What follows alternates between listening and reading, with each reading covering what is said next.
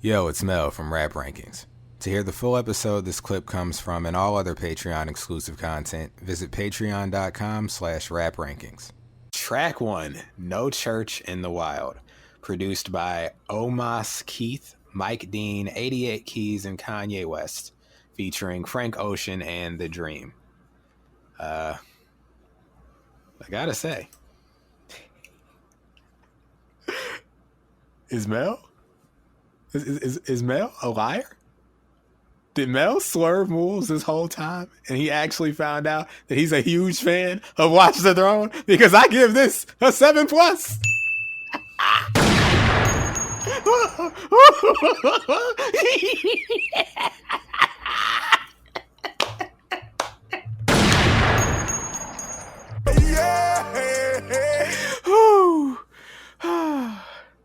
All right, so what I was going to say was that that's a whole lot of personnel for a 4.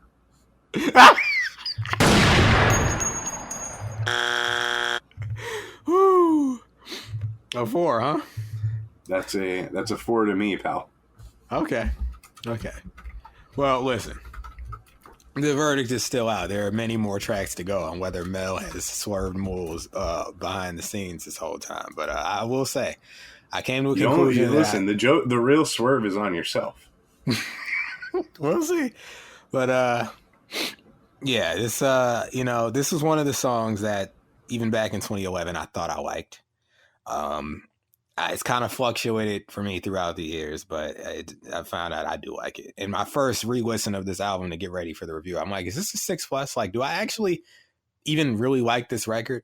Do I just like the beat? Do I just like the drama? But it's like, I'll say this. The song is activated at night. Like, I can get more into it. It's a 7. It's a strong 7, just a 7. Because, and as we'll get into it, it's really a bunch of nonsense, but I'm here for the drama. So a little bit of backstory. I'll make this quick. I have a story about the song. So in 2012, a few months after the album had come out, I was in a relationship with a person, and it was Valentine's Day of 2012, and we went to the movies and we saw the film Safe House with Denzel Washington. And at the end of that movie, the first song they play in the credits is No Church in the Wild. And, me being me, just like a freaking dweeb, like it comes on and I'm in the theater like, oh, it's Watch the Throne. It's No Church. So I'm, and my girlfriend's just looking at me like, I mean, she knew who she was dating. She was dating a musician, but she's like, probably like, yo, you're embarrassing me. Like, don't do this. And I'm in here singing Frank Ocean, human beings in a mob. Like I'm like nudging her, like, see, I know the song, babe. I know the song. I would have broken up with you too. So I'm singing the song. It's a guy to a non-believer who don't believe it, and she's just like, okay, the song. That's cool. Like we get it. And so I only tell this story to say that maybe that was the beginning of the rest of the day, because we ended up in like a fight. And maybe it was because she was just... It was the beginning of the end of the relationship. Actually, what's sick? It really was. It was. That day was the catalyst for our breakup like 2 weeks later. So maybe it was this song. I don't know. Like she was just like, yo, this dude... And the crazy thing is, like, years later, I'm like, do I even like this song? It's like, did I like, why was I so eager to prove that I knew a song that I don't even like, But I had to do it because I just had to show that I knew songs, I guess. But yeah, the song will always be associated with that day and that movie and that moment. And, that's a good thing? No, it's a bad thing. It's a bad thing. It's just, I feel like I needed to get this out into the public. I had to share this because it's been weighing on me personally, and I just now need the rest of the world to know that Mel has a bad experience surrounding. You know what? I have a bad experience too. Really? And I don't think I've had the privilege of discussing it on the show yet. Okay. So this is a Patreon exclusive. Oh, you know it. Christopher Edwin Bro, better known by his stage name, Frank Ocean. Frank Ocean embarrassed me in front of my family. This is a classic. This is a classic story.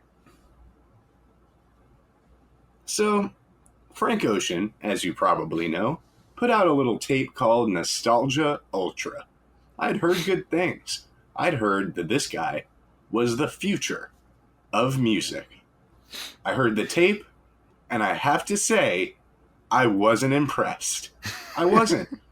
Nothing jumped out at me. I was just, Listen, at the time, I'm putting myself back in those shoes. We had The Dream, who had not yet fallen off. He was very much in his Prince of it, like Prince meets like Atlanta trap fusion, like concept album phase. Mm-hmm. We had T-Pain, we had Akon. Okay, I didn't hear anything special in Frank Ocean. Then the Thinking About You thing happens. Right. And I'm like, I do kind of like this song, though. This is a pretty good song. It's a good song. It's a good song. And I like it.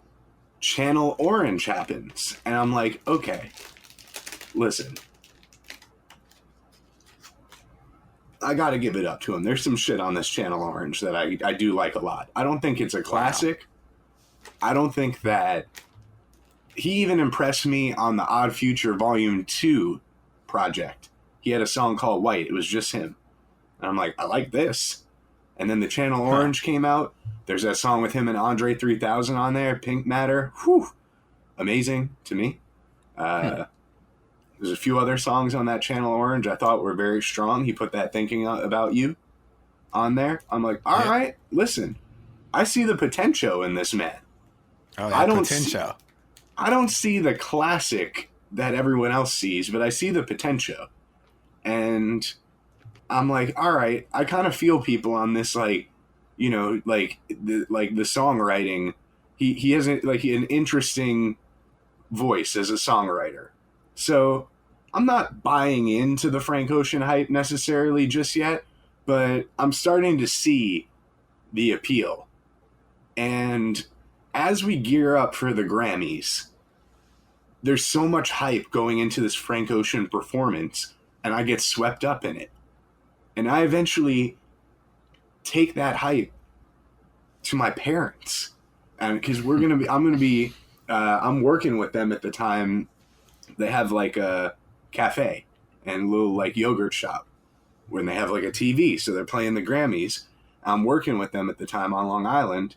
So I take it upon myself to inform my parents. I was like, yo, this guy tonight, Frank Ocean, who's going to be performing, they're saying like he's the next Stevie Wonder. Like this guy is like, he's going to take over. And tonight's going to be his coming out party. And let me just say, I've never been more embarrassed to like talk something up or to like hype someone up and then to see what happened after in the aftermath. And keep in mind, I once talked up Daniel Bryan at WrestleMania 28, I think, and he got squashed in 15 seconds. And I was not even that. Well, you weren't wrong about him ultimately, though. Wrestling's fake, so it's fine. It was part of a story. This isn't part of a story, him doing a bad performance at the Grammys. And I'm looking around, and I'm like, yo, Frank, bro, Christopher, whatever you want. Bro, I need you to like search deep within you and not embarrass me in front of my family right now. And I started seeing tweets roll in on the laptop. And it was like, he's nervous. Oh no. I'm just like, oh, fuck. The same people that hyped this guy up as like the guy to bet on, like his odds were like, this is going to be like the underdog story of the year. The same people were like, he's nervous. Oh man, I feel so bad for him. He's really nervous up there. Oh no. It's not that bad. And I'm just like, the walls are closing in. The room's spinning. And I remember my stepmom looks over to me and she goes, he sucks.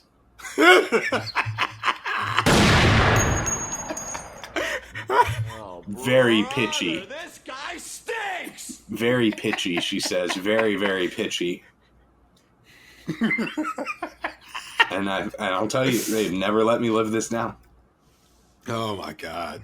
This man embarrassed me in front of my family. But embarrassing me in front of my family is not grounds enough to give a song a 4. Like I said, I like some songs from this guy. I do think he may be the single most overrated artist of the previous decade. However, I do like some of his songs.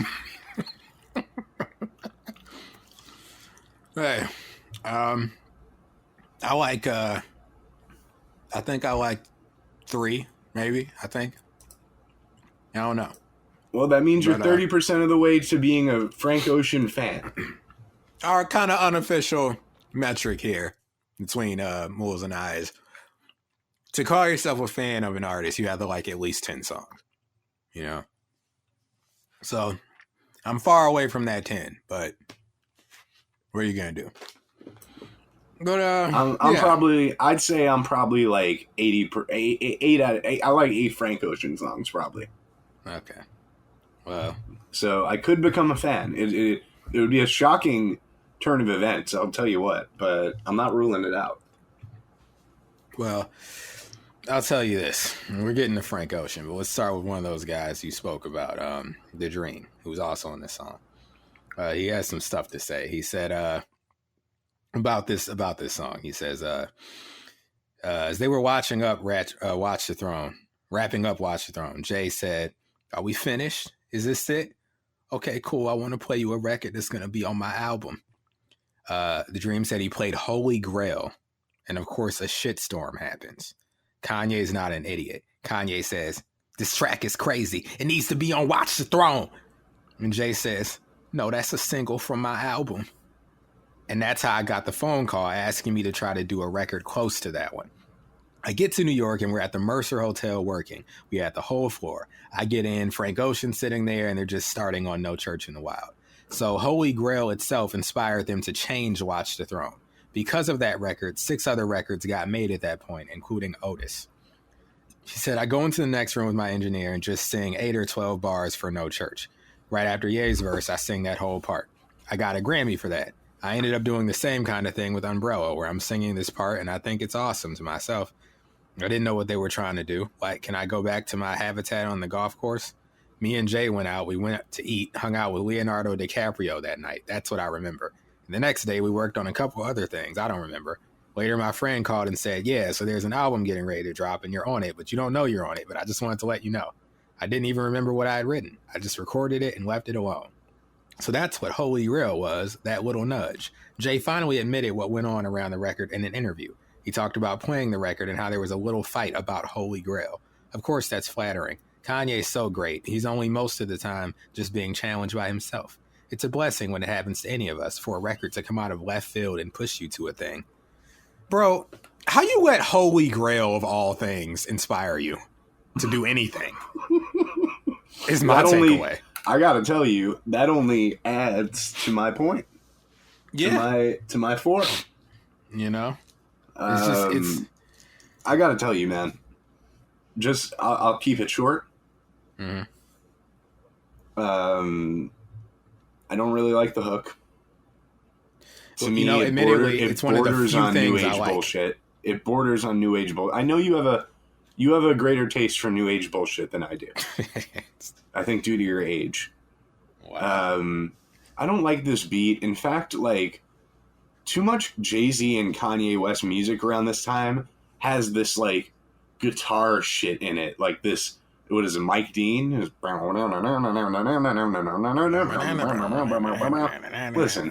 I wanted to hear that shit, I'd listen to the fucking Cotton Eye Joe, okay? Keep that out of my music. Get that out of my music. I don't want that. I don't want the beat. I don't want the hook. Jay-Z's a hell of a lot better than Kanye West on here to me. I agree. He makes a lot more sense. He's a lot less creepy. If this was just a Jay-Z song, it would probably be a 6. Kanye takes this thing into overdrive for me and brings it to 4 territory. As I was mentioning on the Blueprint 3 review, we're officially an irritating Kanye, like this era of him just being super loud and obnoxious on purpose. And he's not yet like super loud and obnoxious on this one, but his lyrics are just beyond the pale for me. Oh, listen, well, I'll tell you like this, because I agree. Between the two of them, Kanye is just in a place of such repuggery. To me, it goes the chorus, that's the best part, then the beat, then the bridge, then the verses. Musically, I like it. I've always liked it. Bridge is new age bullshit, by the way. Oh, it is. Oh, it for sure is. For sure is. There's no such thing as this bridge in any rap songs prior to like 2009. Talking all that talk. I live by you, desire. Like, oh, it's just like, yeah, you got the tribal, like, pulsating drums and guitar. It feels like some sort of ritual's about to be conducted. It's mixed well. I'll give it that. I actually disagree. Really? Pretty much about this entire album. I mean, it's not mixed poorly, but like for all of the elements involved, I feel like it should be a lot more loud and booming. I thought that. I mean, I'm comparing it though to like the Rumble Pack era. Okay, well, yeah. Kanye's Rumble Pack drums aren't. It's better than that. He's not making the beats anymore, so the drums obviously are going to sound fine now. Right. I mean, the defining characteristics of this are the drums and that main. There are other elements, synths and strings and stuff.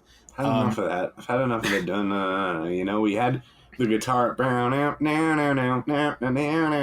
We just heard that on DOA. And, we heard it run this town. Like, all right. Enough of this shit, okay? Tired of it. Yeah.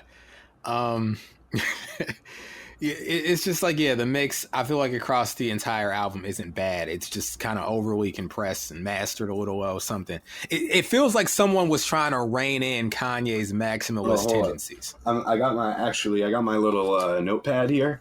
I'm going to keep score, for me at least, who got who on what tracks. I'm glad you said that, because I already did. Yeah, I was going to say that at the end of it. Pulling out the notepad. I mean, I can tell you right now, for me, it goes to Jay. Jay's I'm giving this one to Jay 100%. Let's see what happens next. I'll keep track, because I already got my stuff written down here. So, Moulz, we both agree. Jay's the guy on this one.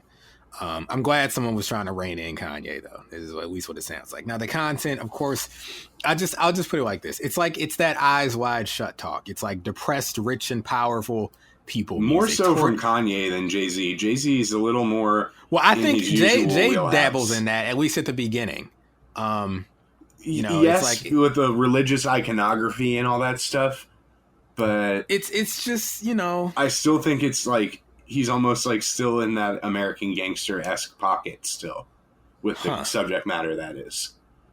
He's talking about still talking about the drug dealer shit. Well, yeah, I mean, I guess you're never gonna stop talking about that. But,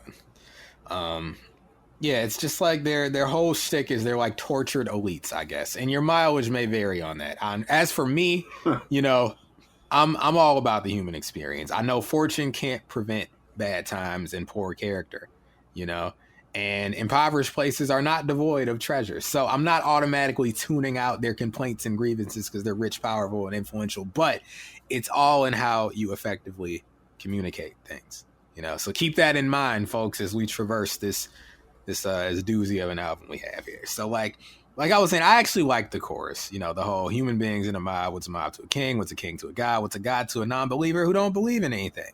No church in the wild. I think those are valid questions. New age bullshit. I think they're valid questions. And by the way, it's like you know, what's a king to, it's like what's a goon to a goblin. It's like it's still fresh in my mind in this era. All right, it's new age bullshit and it needs to go. It needs to leave Well, rap. I think it makes total sense. Dare I say, these are important and valid questions that have to be addressed when managing society. So good job, Frank Ocean. I've always this is Watch the Throne, bro. I'm not looking to manage society. I'm looking to manage my speakers, my music. Well, I think this sentiment is especially relevant now with all the increased division. You have to, folks, you got to keep in mind that people aren't playing by the same rule book as you. Keeping that in mind can save you a lot of time and energy and may help. And then all the animal sounds in this beat. I mean, keyword may New help. age bullshit. New age bullshit. I mean, listen, if anything, just keep in mind, what is a God to a non-believer who don't believe in anything, you know? We don't all, like, people don't all think the way you do. So anyway, Jay leads off and he takes this sort of like, at least to begin, this cryptic sort of gothic clandestine approach, which I like, especially for this beat in the chorus and the song title. But to me, I think the verse starts strong and gets worse. You know, when he's talking about the mausoleum floor and the lies on the lips of the priests and blood stained Colosseum. I like all that. I like the imagery there. But then he gets into this, you know, it's pious, because God loves pious, and starts talking about all these philosophers.